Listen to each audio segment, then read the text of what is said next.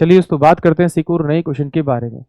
इस क्वेश्चन में एग्जामिनर ने कहा यदि सिलेंडर की त्रिज्या 25% बढ़ा दी जाए तो ऊंचाई कितने प्रतिशत कम करनी होगी ताकि सिलेंडर का आयतन समान रहे, ये एग्जामिनर मुझसे पूछ रहा है। तो देखिए सबसे पहली बात तो आपको आयतन के फॉर्मूले के बारे में पता होना चाहिए। जो फॉर्मूला होता है वो पाई आर स्क्वायर एच होता है। और जब आप नए वाले का वॉल्यूम निकालेंगे यानी कि रेडियस बढ़ने के बाद वॉल्यूम निकालेंगे तो भी फॉर्मूला मेरे पास में सेम रहेगा, पाई आर स्क्वायर एच। तो यहाँ पर एच एच मेरा कांस्टेंट है और पाई पाई मेरा कांस्टेंट है। यानी कि जब भी इस प्रकार का क्वेश्चन आता है तो डायरेक्ट आप क्या निकालेंगे, जो पहले वाली रेडियस है उसका स्क्वायर कर देंगे और जो बढ़ने के बाद रेडियस है उसका स्क्वायर कर देंगे, तो आपको वॉल्यूम का रेशियो मिल जाएगा। तो एग्जामिनर ने कहा कि भाई पहले उसकी अगर त्रिज्या 100 थी तो अब त्रिज्या उसकी 25% बढ़ रही है, यानी 100 का 25% निकालूंगा 25 यानी 125 आ रही है। तो 25 से इसको डिवाइड कर दूं, 25 चौके 100 और 25 पंजे 125, यानी कि पहले त्रिज्या 4 थी तो 4 का स्क्वायर कर दीजिए। अब त्रिज्या जो है अब वह कितनी हो रही है, 5 हो रही, तो 5 का स्क्वायर कर दीजिए।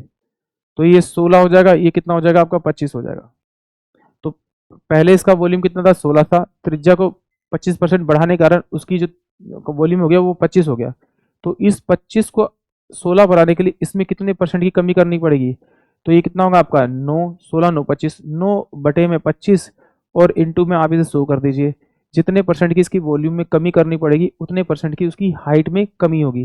तो 25 चौके 100, 9 चौ 36, यानी कितने 36% की क्या करनी पड़ेगी, इसमें कमी करनी पड़ेगी। यानी कि ऑप्शन जो मेरे पास में आपका सी होगा, नन ऑफ दिस, वो इस क्वेश्चन के लिए करेक्ट होगा। एक बार फिर देखते हैं, अगर इस तरह से नहीं करना तो फिर इस तरह से कर सकते हैं। जरा देखिए यहाँ पर एग्जामिनर ने क्या कहा कि भैया ये तो क्या पहले वाला वॉल्यूम है, ये अब वाला वॉल्यूम है।